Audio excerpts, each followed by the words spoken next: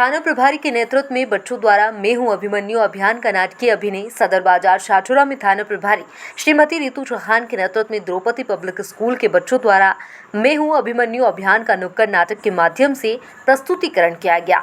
मैं हूं अभिमन्यु एक जागरूकता अभियान है जिससे मध्य प्रदेश पुलिस द्वारा महिला सुरक्षा, लैंगिक समानता और लिंग भेद को खत्म करने के उद्देश्य से चलाया जा रहा है।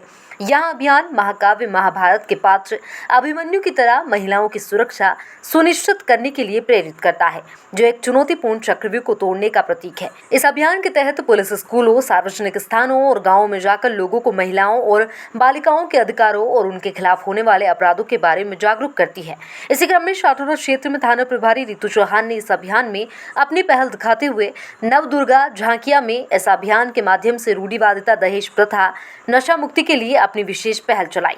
बच्चों द्वारा प्रस्तुत नुक्कड़ नाटक ने वास्तव में शाठुरा वासियों में शैक्षिक, सामाजिक भावना का विकास किया। इस प्रकार के अभियान के लिए लोगों ने शाठुरा पुलिस प्रशासन का आभार व्यक्त किया और उम्मीद जताई कि इस प्रकार के अभियान वास्तव में समाज को जागरूक करने के लिए मील का पत्थर साबित होंगे। जितने भी समाज सुधारक हुए हैं वो पुरुष ही हुए हैं, उनके सहयोग से ही महिलाएं आगे बढ़ी हैं।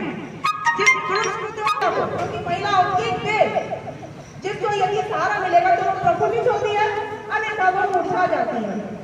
हमारा कार्यक्रम महिलाओं को मुरझाने से रोकना है। हमारा कार्यक्रम महिलाओं पर होने वाले अत्याचारों को कम करना है। आप ये देखिए कि किसी भी महिला के साथ कोई घटना हो जाती है, सपोज दैट कोई उसको छेड़ भी देता है, तो बाकी पुरुष या तो वीडियो बनाएंगे या जेल से निकल जाएंगे, ज्यादा से ज्यादा थाने को फोन कर देंगे। यही होता है ना। लेकिन रियलिटी में होना क्या चाहिए? आपको अभिमन्यु बनकर खड़े होना चाहिए, उस पुरुष को रोकना चाहिए कि ये जो लड़की है, ये जो महिला है, ये जो माता जी है, ये हमारी से आपको यह समझाया जाएगा कि किस तरह से पुरुष वर्ग महिला वर्ग के लिए खड़े हो सकते हैं, उनका समर्थन कर सकते हैं।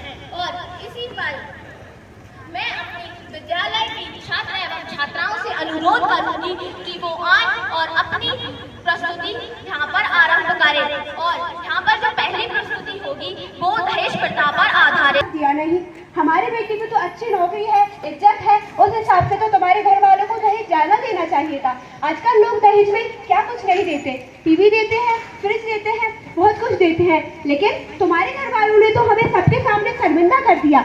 बहू, तुम अपने माता पिता को समझाओ कि बिना दहेज की रिश्तेदारी नहीं चलती। तुम अभी अपने माता पिता को फोन लगाओ और बोलो कि कुछ पैसे डालें।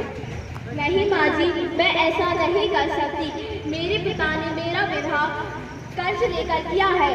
प्लीज माँ जी, ऐसा ना कहिए। तुम हमारे घर की इज्जत की लायक ही नहीं। बिना दहेज वाली बहू से तो हमारा पूरा घर बर्बाद हो जाएगा। जो बहू अपने ससुराल के लिए एक पैसा नहीं ला सकती, उस बहू की हमारे घर में कोई जगह नहीं। जाओ, निकल जाओ तुम हमारे घर से। अब मैं क्या करूं? मेरे पिताजी ये बर्दाश्त नहीं कर पाएंगे कि उनकी पुत्री को उनके ससुराल से निकाल दिया गया है। अब मैं क्या करूं? मैं जहर पीकर ही अपनी जान ले लेती हूं। अरे ये आप लोग क्या कर रहे हैं? वहाँ पे आप एक महिला है, वहाँ पे एक महिला जहर खा रही है, फिर भी आप लोग उनका साथ नहीं दे रहे हैं, उनको बचा नहीं रहे हैं। वो उनके घर का काम है, उन्हें समझाने से कोई फायदा नहीं है। उनका तो रोज का काम है, ये उनका पर्सनल मैटर है। आप भले ही उनकी मदद न करें, पर मैं उनको जाके जरूर समझाऊंगा। अरे बहन, आप ये यूं जहर क्यों खा रही हैं?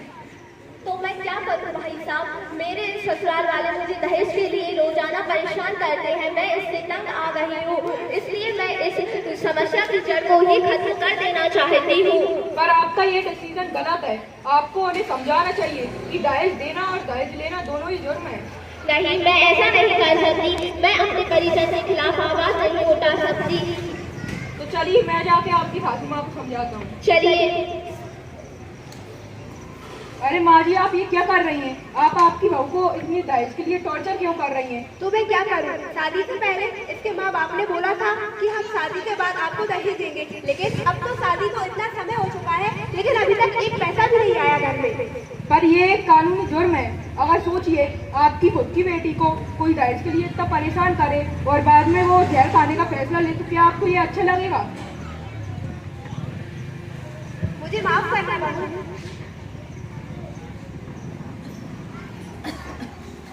मुझे माफ करना बहू, मैंने तुमसे दहेज के लिए बहुत गलत बातें कही। आज मुझे समझ आ रहा है कि असली दौलत तो तुम्हारा सम्मान, तुम्हारा प्यार और तुम्हारी इज्जत है। मैं लालच में अंधी हो गई थी, मुझे माफ कर देना बहू। मैं आज से दहेज के खिलाफ खड़ी रहूंगी और दूसरे लोगों को भी समझाऊंगी कि दहेज लेने से केवल रिश्तों की पवित्रता खत्म होती है। तो इस प्रकार आपने इस प्रस्तुति में देखा कि कैसे एक पुरुष आकर उस महिला की मदद करता है जिस पर उसकी सास उस पर अत्याचार कर रही थी, दहेज के लिए उसे परेशान कर रही थी। उसी प्रकार आप सब भी अभिमन्यु बनकर महिलाओं के साथ खड़े हो सकते हैं। दहेज जैसी कुप्रथाओं के खिलाफ आप आवाज उठा सकते हैं। और इसी के साथ